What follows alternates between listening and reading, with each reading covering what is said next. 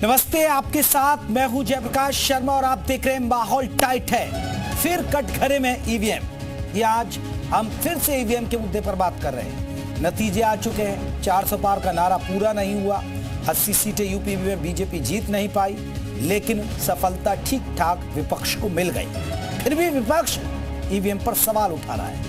EVM को लेकर देश में एक बार फिर से माहौल टाइट हो चुका है। मुंबई से लेकर दिल्ली तक घमासान मचा है। 2024 के लोकसभा चुनाव के नतीजों से ऐसा माना जाने लगा था कि ईवीएम का मुद्दा नहीं उठेगा, लेकिन अब कांग्रेस सांसद राहुल गांधी ने एक बार फिर इस मुद्दे को उठाया और राहुल गांधी ने ईवीएम को ब्लैक बॉक्स बता दिया। राहुल गांधी ने सोशल मीडिया एक्स पर पोस्ट करके लिखा है कि भारत में ईवीएम एक ब्लैक बॉक्स है और किसी को भी उनकी जांच करने की अनुमति नहीं है। हमारी चुनावी प्रक्रिया में पारदर्शिता को लेकर गंभीर चिंताएं व्यक्त की जा रही हैं। जब संस्थानों में जवाबदेही की कमी हो जाती है तो लोकतंत्र एक दिखावा बन जाता है और धोखाधड़ी का शिकार हो जाता है। वहीं अब देखिए, राहुल गांधी नहीं उठा रहे, उनके दोस्त भी, उनके सहयोगी दल भी उठा रहे। वहीं समाजवादी पार्टी के अध्यक्ष अखिलेश यादव भी राहुल के समर्थन में नजर आए। ईवीएम पर सवालिया निशान लगाते हुए अखिलेश ने देश में बैलेट पेपर से चुनाव कराने की मांग की। वहीं इसको लेकर बीजेपी राहुल और अखिलेश पर पलटवार कर रहे हैं। इसी मामले को लेकर सियासी पारा भी हाई है। इसी मुद्दे पर आम लोगों के साथ ग्राउंड जीरो से हमारे तमाम जो रिपोर्टर्स है वो चर्चा करेंगे।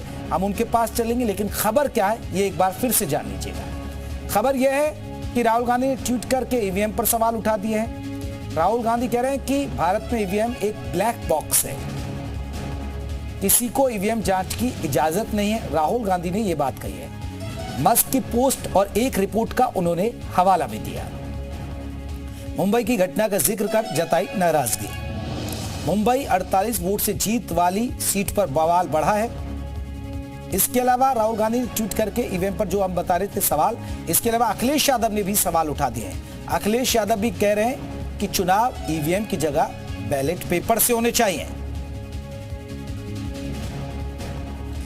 तो आपको बता दें, आज इसी मुद्दे पर माहौल टाइट होने जा रहा है और माहौल टाइट में हमारे साथ हमारे तमाम सहयोगी हैं। तुषार हमारे साथ लखनऊ से रहेंगे, देहरादून से हमारे साथ रामानुज रहेंगे, वाराणसी से हमारे साथ दिनेश मिश्रा रहेंगे और कानपुर से परवीन पांडे हमारे साथ रहेंगे। सबसे पहले तुषार का रुख कर लेते हैं। तुषार, लखनऊ की जनता क्या सोच रही है? क्योंकि देखिए नतीजे आ गए, उनका 400 पार भी नहीं हुआ, 80 भी नहीं हुआ इस ईवीएम के जरिए। ये उम्मीद से परे 99 सीटें कांग्रेस की आ गई, उम्मीद से परे समाजवादी पार्टी की सीटें आ गई, लेकिन लोग क्या कह रहे हैं? बिल्कुल, देखिए लोगों का साफ तौर पे कहना है कि ईवीएम को लेके लोगों की अलग अलग राय है। लोग ये भी कहते हैं कि जब उनकी सीटें ज़्यादा आती हैं तो ईवीएम पे कोई सवाल नहीं उठाता है और जब कम आती है तो ईवीएम पे सवाल उठाते हैं। देखिए तमाम लोग मौजूद हैं, उनसे बात करते हैं। ईवीएम को लेके एक बार फिर सवाल उठने लगे हैं। राहुल गांधी उसको ब्लैक बॉक्स बताए हैं। अखिलेश यादव कह रहे हैं कि बैलेट पेपर से चुनाव होना चाहिए। नहीं, देखिए ईवीएम को लेकर सवाल पहले था, लेकिन जब से वीवीपैट आ गया, मैं एक माध्यमिक विद्यालय में शिक्षक भी हूं और पीठासीन अधिकारी बन के चुनाव भी हर बार कराता हूं। जब से वीवीपैट आ गया तब से ईवीएम की विश्वसनीयता बढ़ी है, इसलिए कि जो लोग मत अपना देते हैं, जो बटन दबाते हैं, वह स्पष्ट दिखाई देता है। जिस सिंबल पर वह बटन दबाते हैं वह सिंबल अपने आप जो है उस वीवीपैट में सामने दिखाई देती है, इसलिए इसकी विश्वसनीयता बढ़ी है। इस पर हम यह नहीं कहेंगे कि ईवीएम गलत है। हाँ, ईवीएम को लेकर तमाम सवाल उठ रहे हैं। अखिलेश यादव बैलेट पेपर से चुनाव कराने की बात कर रहे हैं। बिल्कुल, अगर अखिलेश जी कह रहे हैं तो हम समझते हैं कि अखिलेश जी इस पूरे चुनावी प्रणाली का व्यक्तिगत रूप से रीडिंग भी किए होंगे, समीक्षा भी किए होंगे, उसके बारे में समझे भी होंगे और समझने के बाद जब पूरा देश की आवाम, जब पूरा देश की 70% आवाम ये कह रही है कि हिंदुस्तान में चुनावी प्रणाली में शुचिता लाने के लिए, निष्पक्ष उसको साबित करने के लिए आप बैलेट पेपर से चुनाव कराइए, तो हम समझते हैं कि निर्वाचन आयोग और भारत सरकार ये दोनों को, लोकतंत्र को अछूत रखने के लिए, चुनावी प्रणाली को कायम रखने के लिए, आजाद भारत के इतिहास में जो संविधान की भावना है ये भी पूछेगा कि सुप्रीम कोर्ट भी क्लीन चिट दे चुका है ईवीएम के मामले पर और साथ ही साथ चुनाव आयोग भी चैलेंज दे चुका है कि ईवीएम को हैक नहीं कर सकते, ईवीएम में कोई छेड़खानी नहीं हो सकती है। तो इस पे विचार करना चाहिए, हो सके तो बैलेट पेपर से चुनाव कराना चाहिए। चुनाव आयोग भी क्लीन चिट दे चुका है, सुप्रीम कोर्ट ने भी क्लीन चिट दे चुका है। चुनाव आयोग ने तो चैलेंज भी दिया था कि आप ईवीएम को लेकर चेक कर सकते हैं कि क्या उसमें छेड़खानी की जा सकती है। उसके बाद देखिए, जो राय साहब कह रहे हैं कि ऐसा है, बैलेट पेपर से चुनाव होना चाहिए या होना ही चाहिए। और दूसरी बात, जहां तक ईवीएम का सवाल है, अब की बार ईवीएम की बेईमानी नहीं हुई। कब हुई होगी हमें नहीं मालूम, लेकिन अब की बार इसलिए नहीं होगी, अगर हुई होती तो मोदी जी बिना बहुमत के करीब तक नहीं पहुंच पाए। ऐसा नहीं होता, ये बहुमत से ऊपर चले जाते। तो ऐसे में ईवीएम और अखिलेश 38 सीट नहीं पाते, राहुल इतनी सीट नहीं पाते अगर ईवीएम की बेईमानी हुई होती, और मोदी बहुमत से नीचे नहीं जाते। तो ऐसे में ईवीएम की बेईमानी इस बार नहीं हुई है, नहीं तो पूर्ण बहुमत से बीजेपी सरकार बनाती। और ऐसा चलिए, ये सबकी राय में तुषार लौटूंगा हमारे साथ। दिनेश भी हमारे साथ वाराणसी से जुड़े हैं। दिनेश, वाराणसी के लोग क्या कह रहे हैं ईवीएम को लेकर? ईवीएम पर क्योंकि राहुल गांधी सवाल उठा रहे हैं, अखिलेश यादव ने सवाल उठा दिए हैं। बिल्कुल, देखिए, हम वाराणसी मौजूद, तो वाराणसी के लोगों से बात करेंगे, जानेंगे कि ईवीएम को लेकर के उनका नज़रिया क्या है। आपको बता दें कि 4 जून को यहाँ पर मतगणना हुआ था। 4 जून से लेकर के आज लगभग 12 दिन बीत गए, ईवीएम पर कोई भी सवाली निशान नहीं उठा। लेकिन अब 12-13 दिन के बाद एक बार फिर ईवीएम जो है कटघरे में खड़ा हो गया है।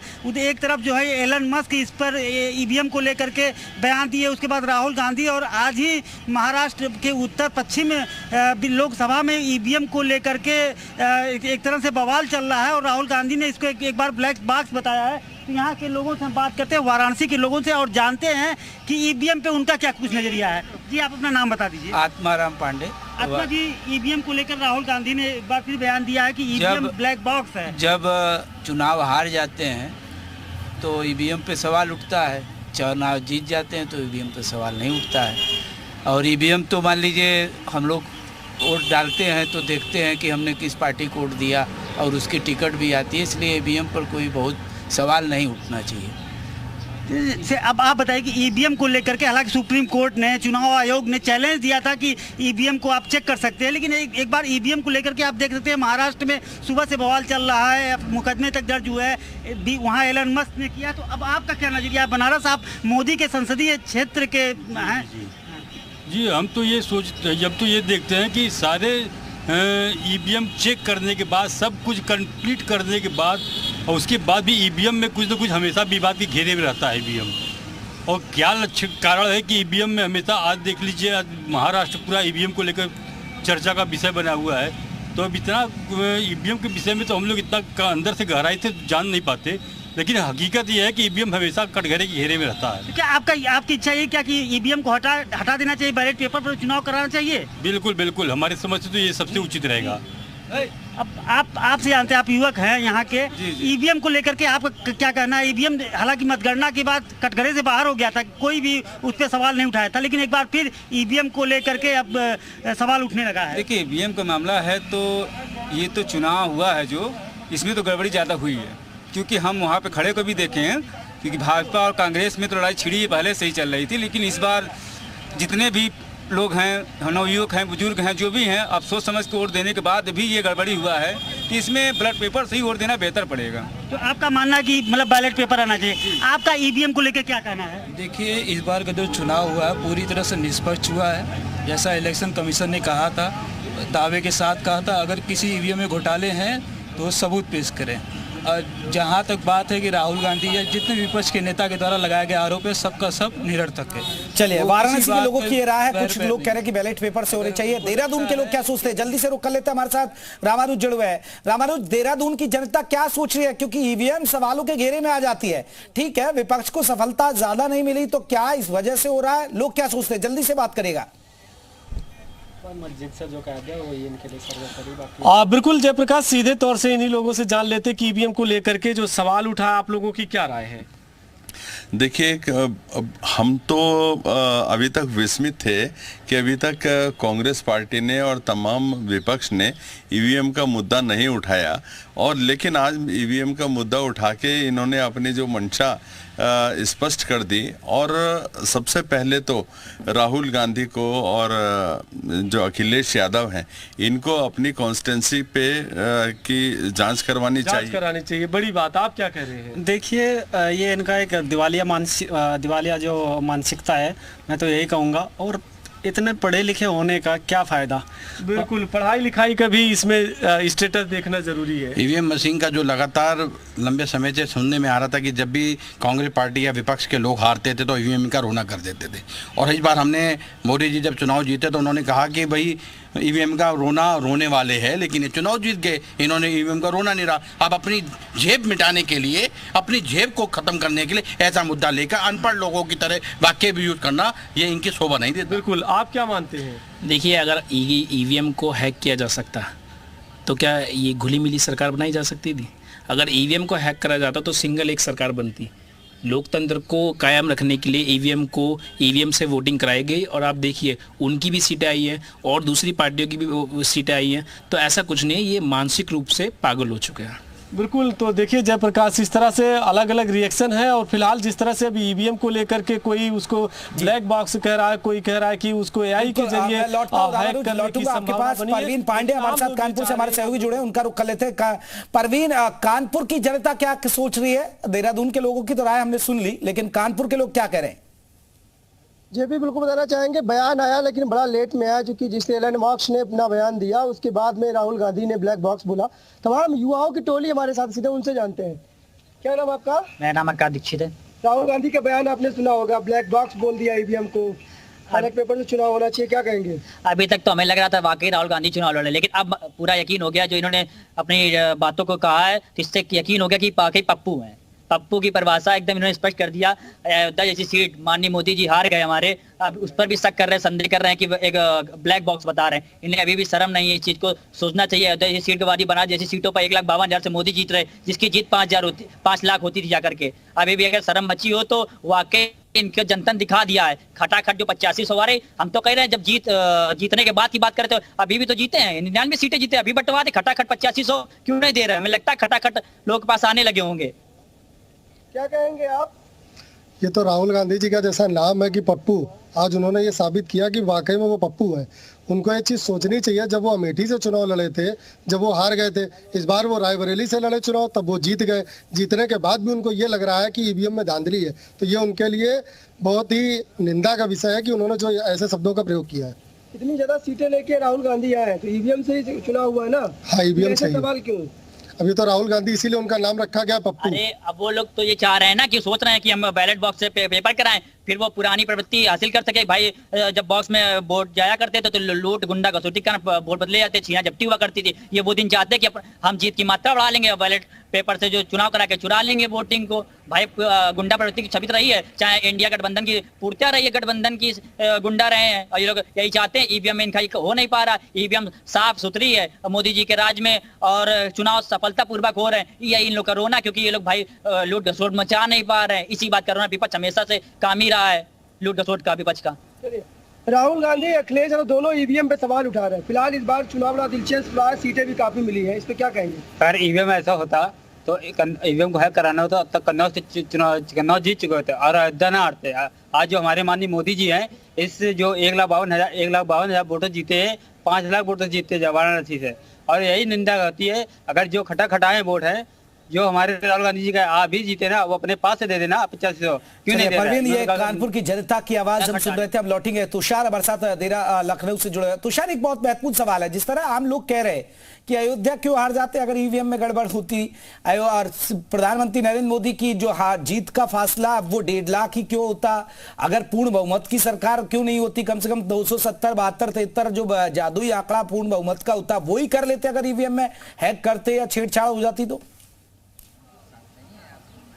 यही बड़ा सवाल लगातार उठ रहे हैं कि जब तक आपकी अच्छी चीज़ें आ रही हैं तब ईवीएम में कोई गड़बड़ी नहीं, जब आप खराब हो रहे हैं तो ईवीएम में गड़बड़ी हो रही है। तमाम लोग मौजूद है, पूछेंगे अगर ईवीएम में गड़बड़ी होती तो पीएम मोदी इतने कम वोट से नहीं जीतते, अयोध्या नहीं हारती भारतीय जनता पार्टी। विपक्ष वाला जो ईवीएम पे मुद्दा उठाता है सबसे पहले 100% गलत है। अगर वो जीतेंगे तो ठीक है, हारेंगे तो गलत है। ठीक, पहला। दूसरा ये है जिसमें जिस राज्य में बीजेपी की सरकार है, चलो वहाँ वो बैलेट पेपर से नहीं होता, ईवीएम से होती है, ठीक है ना। और जहाँ पर ही अदर दूसरे दल की सरकार है वहाँ पे पहले करावे ना, तब हम न जानेंगे आप सही है। जब वो नहीं करा रही तो आप भी नहीं करा रहे हो, हम कैसे मान लेंगे। केवल ये मुँहबाजी है, ढिंढोरा। पहले जिस स्टेट में विपक्ष का सरकार है वहाँ पहले बैलेट पेपर पे चुनाव करावें, फिर दूसरे को वो मेढ़ है अपने माथे का। क्यों हमेशा ईवीएम पे सवाल उठ रहे हैं? अब जब देखिए ईवीएम अयोध्या नहीं हारते, अगर ईवीएम गड़बड़ी होती तो बनारस नहीं हारती, या इतनी सीटें भारतीय जनता पार्टी की नहीं आती। नहीं, देखिए विपक्ष कोई न कोई मुद्दा ढूंढता है। विपक्ष का या अर्थ होता है कि हम सत्ता पक्ष के पॉजिटिव में हम अपना राग नहीं मिलाएंगे, यह स्वाभाविक है। लेकिन जहाँ तक ईवीएम का सवाल है तो जब से वीवीपैट आ गया, यह वोटर को जागरूक करें कि कम से कम वो बटन दबावे तो वीवीपैट की ओर देखे स्क्रीन पर। बड़ा कि सवाल उसका है कि इतनी सीटें आई विपक्षी, उसके बाद भी वो सवाल उठा रहा है ईवीएम को लेकर। देखिए सच्चाई ये कह लीजिए कि अगर ईवीएम नहीं होती तो जो आज भाजपा सरकार की 240 की स्ट्रेंथ की सीट है, ये 100 के अंदर आकर खड़ी हो जाती। ईवीएम सहायक भूमिका निभाई इनके चुनाव में, लेकिन जिस मापदंड पर इन्होंने ईवीएम का संचालन किया था, ईवीएम की व्यवस्था सुनिश्चित कराई थी, निर्वाचन आयोग की भूमिका को प्रेशर में डाल करके ईवीएम के सहारे जो इन्होंने 2024 के रण क्षेत्र को भेदने का काम किया, ये काबिले गौर है। हम समझते हैं कि आजाद भारत को अछूत रखने के लिए चुनावी प्रणाली का निष्पक्ष होना, चुनावी प्रणाली को राष्ट्र के निर्माण में चलिए तुषार, ये लोगों की अपनी अपनी राय है, लोग भी कह भी रहे हैं। जल्दी से देहरादून का रुख कर लेते हैं। देहरादून में एक बड़ा सवाल है, जिस तरह देहरादून की जनता रामानुज कह भी रही है कि अगर ऐसा होता तो पूर्ण बहुमत की सरकार बना लेते, पूर्ण बहुमत से क्यों पिछड़ते हम? आप बिल्कुल इन्हीं लोगों से जान लेते हैं कि आखिर जो ईवीएम को लेकर सवाल उठ रहा है कि ये भी होता कि तब तो पूर्ण बहुमत की सरकार बन जाती किसी की भी। देखिए, जिन लोगों का भारत के सिस्टम के ऊपर विश्वास नहीं है, ऐसे व्यक्तियों के ऊपर, ऐसे लोगों के ऊपर राष्ट्रद्रोह का मुकदमा होना चाहिए। और मैं सोचता हूँ मुद्दा विहीन होने के बावजूद अपने आप को खबरों में बनाए रखने के लिए इस प्रकार की अनर्गल बयानबाजी जो लोग कर रहे हैं उनके ऊपर भी कार्रवाई होनी चाहिए। तो आप क्या मानते हैं कि सरकार बन जाती अगर घोटाला होता? देखिए, ऐसी घटिया सोच के इनके कार्यकर्ता, ऐसी घटिया सोच के खुद अखिलेश यादव हैं, इतनी दूर से विदेशों से वो पढ़ाई जो है इतनी बड़ी डिग्रियां लेके आए हैं। मैं तो उनकी डिग्रियों पे ही सवाल है मेरा। तो डिग्री पर सवाल है। आप क्या मानते हैं कि अगर किसी तरह दखलंदाजी होती तो सरकार किसी की भी? ईवीएम मशीन में दखलंदाजी होती और ऐसा उसका दुरुपयोग होता तो राहुल गांधी 2 जगह से जीत जाते, अखिलेश जी जीत जाते, 37 सीटें आ जाती। ये लोकतंत्र पे प्रश्न चिन्ह लगाने का काम, और भारत पूरे विश्व के अंदर लोकतंत्र मर्यादा के अंदर जिंदा रहता है, उस पर प्रश्न चिन्ह है। बिल्कुल प्रश्न चिन्ह है एक तरह का। देखिए, जब ये ईवीएम पे घोटाला करते हैं, जब कोर्ट इनको उसको साबित करने के लिए बुलाता है, तब ये लोग उसको साबित नहीं कर पाते हैं।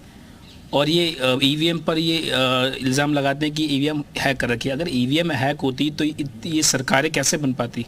आप देखिए ना कि उत्तर प्रदेश में देखिए आप समाजवादी पार्टी को या फिर कांग्रेस को कितनी सीटें मिली हैं, भारतीय जनता पार्टी को कितनी सीटें मिली हैं। ये अगर ईवीएम हैक होती तो ऐसा हो सकता था? बिल्कुल, ईवीएम हैक होती तो ऐसा नहीं होता। एक बड़ा सवाल है। वाराणसी से हमारे साथ जुड़े हुए हैं दिनेश, लोगों से जरा अगर ईवीएम की बात है, ठीक है, सवाल उठ रहे हैं, लेकिन ईवीएम होती तो वाराणसी की जनता और वाराणसी में बीजेपी के कार्यकर्ता 10 लाख का टारगेट लेकर चल रहे थे, लेकिन वो नहीं हुआ, बस 1.5 लाख का हार जीत का अंतर रहा।